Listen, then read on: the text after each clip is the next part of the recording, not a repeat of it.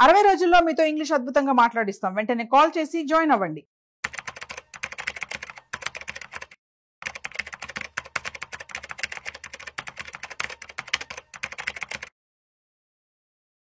Hi, hello, namaste. Welcome to Business Buzz with Raju Possibility on Suman TV. So guys, ఇవాళ మనం తెలుసుకోబోతున్న topic ఏంటి అంటే open plot versus PMS. So open plot అయితే ఎప్పుడు కూడాను అప్రిసియేషన్లో ఉంటుంది. సో పిఎంఎస్కి అయితే మినిమం ఇన్వెస్ట్మెంట్ 50 లక్షలు కావాల్సి ఉంటుంది. సో అసలు ఏది ఇన్వెస్ట్మెంట్ చేస్తే బెటర్? ఇవాళ మనతో చెప్పడానికి వెల్దీ చక్రధర్ గారు మనతో ఉన్నారు. సో వారి మాటల్లో మరింత సమాచారం అడిగి తెలుసుకునే ప్రయత్నం చేద్దాం. సో హాయ్ సార్, నమస్తే. నమస్తే అండి. ఎలా ఉన్నారు సార్?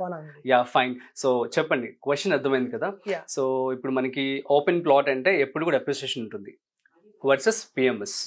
మినిమం ఇన్వెస్ట్మెంట్ 50 లక్షలు.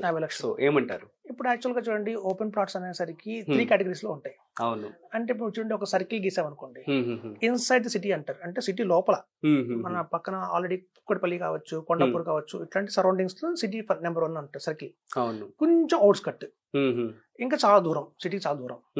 మనం చూస్తే ఇప్పుడైనా ఈ గజం లెక్కన మనం చెప్తారు ప్రైస్, ఎంత గజం నడుస్తుంది ఇక్కడ అని. మనం సిటీ లోపల అయితే చాలా కాస్ట్లీ ఉంటుంది. గజం 20,000 25,000 ఉంటుంది. లాక్స్ కూడా లాక్స్ కూడా ఉంటుంది, లాక్స్ క్రోర్స్ కూడా ఉంటుంది, లాక్స్ లో కూడా ఉంటుంది. సో మనకి సిటీ లోపల కొనుక్కుంటే ఎప్రిషియేషన్ త్వరగా వస్తుంది. కానీ కొంచెం దూరం వెళ్ళి కొంటున్నామా, ఎంత సిటీకి దూరం అవుతున్నారో అంత క్వశ్చన్ మార్క్ వస్తూ ఉంటాయి.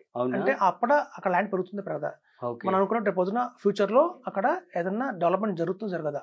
మనం చూడండి, సిటీని ఈస్ట్ వెస్ట్ నార్త్ సౌత్ గా చేస్తాం.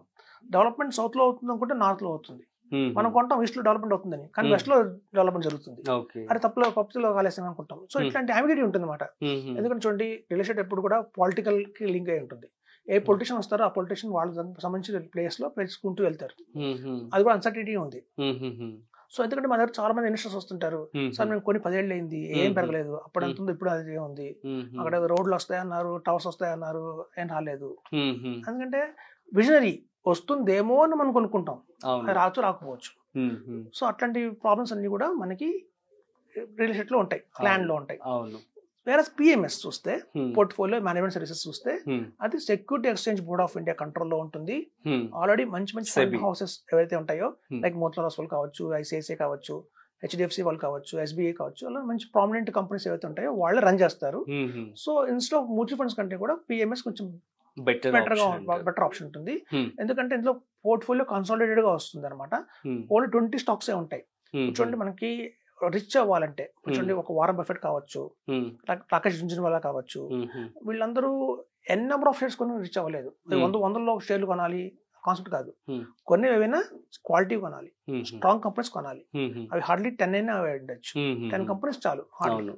సో మనకి ఈ మ్యూచువల్ ఫండ్స్ లో ఏమవుతుందంటే, మనకు తెలియకుండానే ఫండ్ హౌస్ లో, ఫండ్ మేనేజర్ లో వాళ్ళు 75 కంపెనీస్ 80 కంపెనీస్ లో ఇన్వెస్ట్ చేస్తారు.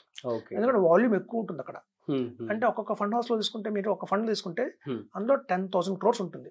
10,000 crores మీరు డిప్లాయ్ చేయాలి అంటే మీకు దగ్గర 30, 40, 50 టైమ్స్ బియాండ్ 100 స్టాక్స్ కొంటారు వాళ్ళు. దాంతో రిటర్న్ తగ్గిపోతుంది. మెయిన్ ఏంటంటే క్వాలిటీ స్టాక్స్ 20 ఉంటే చాలు, బెటర్ గా ఉంటుంది రిటర్న్. అందుకే పిఎంఎస్.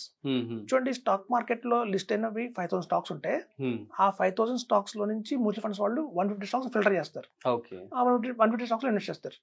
అందులో బెస్ట్ 20. ఆ 150 లో నుంచి కూడా మళ్ళీ ఫర్దర్ గా డబుల్ ఫిల్టరేషన్ చేసి వచ్చేది పిఎంఎస్. సో పిఎంఎస్ అనేది మనకి సెబీ రిజిస్టర్డ్ కాబట్టి సేఫ్టీ ఉంది, క్వాలిటీ స్టాక్స్ వస్తాయి కాబట్టి రిటర్న్ కూడా గ్యారంటీ ఉంది. సో ఇట్లాంటి పిఎంఎస్ లో కనుక మనం ఇన్వెస్ట్మెంట్ చేస్తే 50 లక్షలు మనం ఒక 10 years కనుక హోల్డ్ చేస్తే దగ్గర 2.5 crores అవుతుంది. యాజ్ సింపుల్ గా అవుతుంది. సో మనకి పిఎంఎస్ లో కూడా వచ్చేసి క్వాలిటీ పిఎంఎస్ అని, గ్రోత్ పిఎంఎస్ అని, అలాగే బ్లూ చిప్ సంబంధించిన పిఎంఎస్ అని, కోర్ అండ్ సాటిలైట్ పిఎంఎస్ అని రకరకాల పిఎంఎస్ ఉన్నాయి.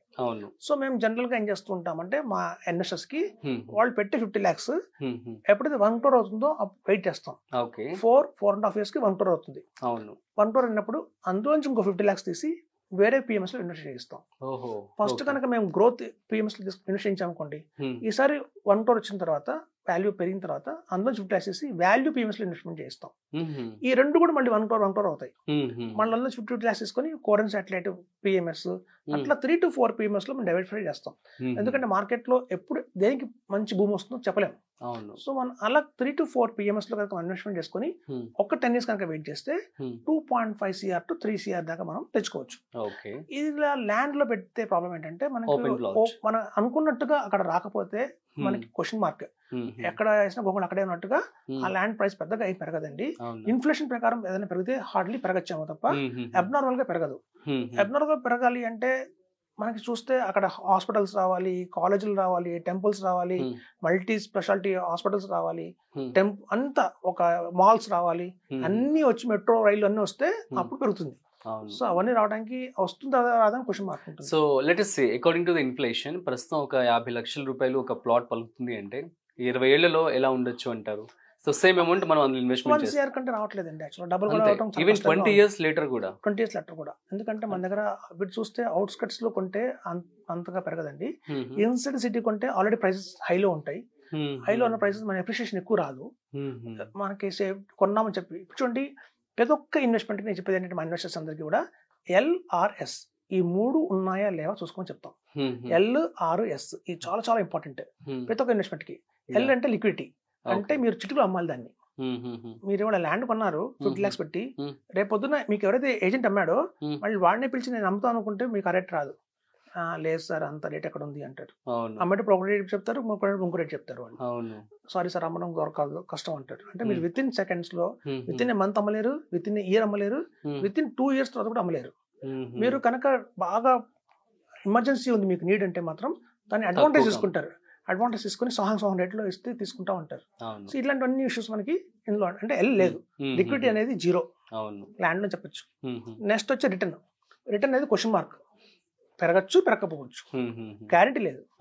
కానీ వేరే PMS లో మనకి ఏంటంటే 15 to 18% అనేది కాన్స్టెంట్ గా వస్తుంది స్టాక్ మార్కెట్ లో.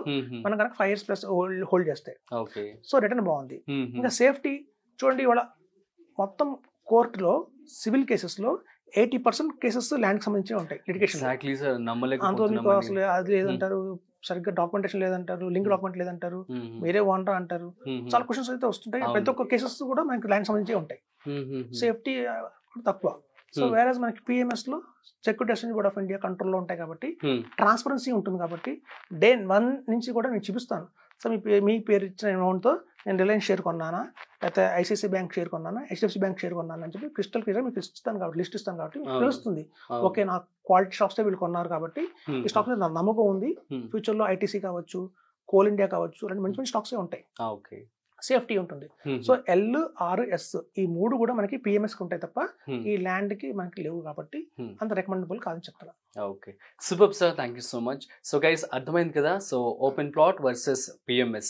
So PMS is the best option చెప్పడం జరుగుతుంది. సో కాబట్టి మీరు కూడా మీ యొక్క రీసెర్చ్ చేసి ఇన్వెస్ట్మెంట్ ప్లాన్ చేసుకోండి. That's it. మరొక స్పెషల్ ఇంట్రెస్టింగ్ వీడియోతో మళ్ళీ కలుద్దాం. అంతవరకు చూస్తూనే ఉండండి business buzz with Rajeev Pasupuleti on Suman TV. Thanks for watching. Video నచ్చితే లైక్, షేర్ అండ్ సబ్స్క్రైబ్.